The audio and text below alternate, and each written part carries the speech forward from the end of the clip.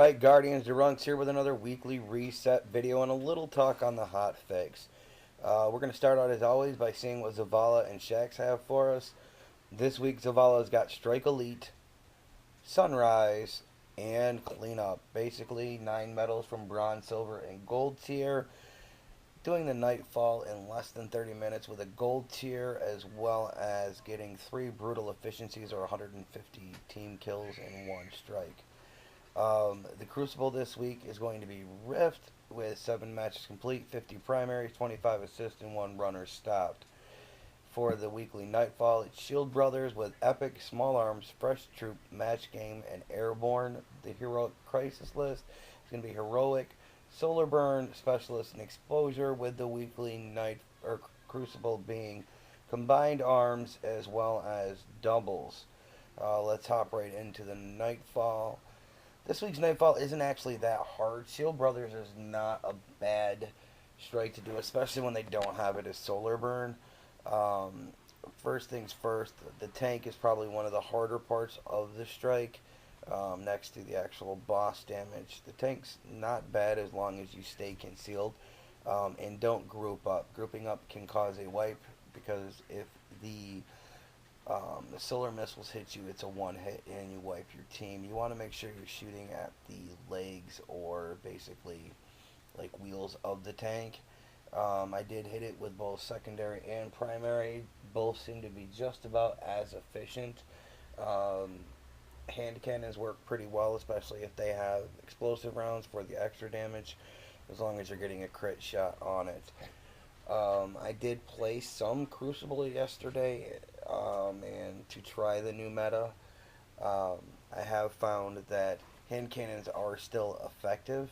However, it's just a slightly lower range, and you have to slow down your fire rate a hair just to compensate for the changes in aim assist. As you get year 1 aim assist on your first shot on target, after that you're kind of bouncing around a little bit.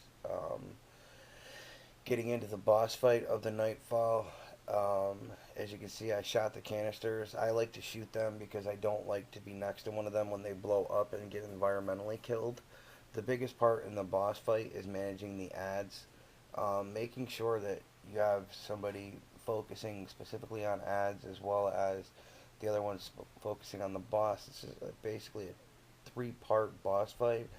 You take each boss down to half, they run away, and then they come back as a double team. In between each round, there's going to be ads that cycle through, as well as in the final round, there's going to be the boss damage, as well as ads cycling. Again, I would say damage the boss, and then go right back to killing ads and making sure that somebody is always focused on taking out ads. Other than that, it's not really that hard.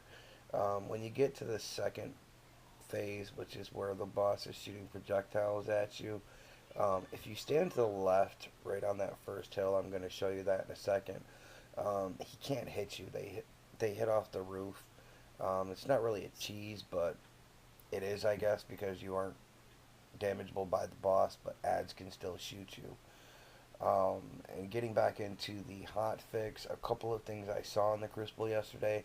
I didn't see many shotguns anymore, and actually not really a whole heck of a lot of secondary kills.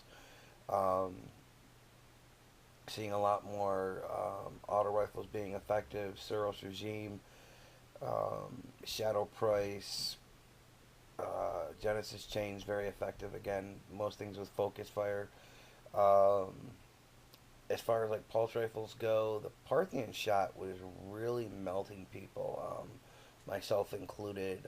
There is a very good vendor roll one right now available, so if you don't have one, it might be something to pick up, as well as the Cryptarch in Fellwinners is doing Scory this week with a gold tier roll on it. It's actually 112% roll.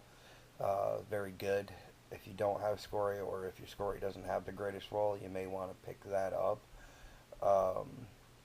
Other than that, as you can see, where I'm standing right now is actually where you need to stand to be safe from the boss.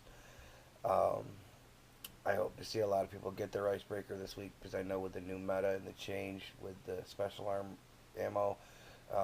Icebreaker does make a difference in that. However, what I did find is as long as you stay alive for 45 seconds to a minute, you're pretty much always going to have special with the new rate of fire that it drops at. I didn't see myself really having a need for special. Um, Personally use sidearms a lot, so I don't worry about it as much. But I'm going to be doing a video sometime later on in the week after the meta's actually kind of played out a little bit more, as well as gives me a chance to kind of see what happens with trials. So I hope you all enjoyed the video this week. Sorry about not having one last week. I wasn't feeling good, but we will have one next week. And as always, leave your comments below.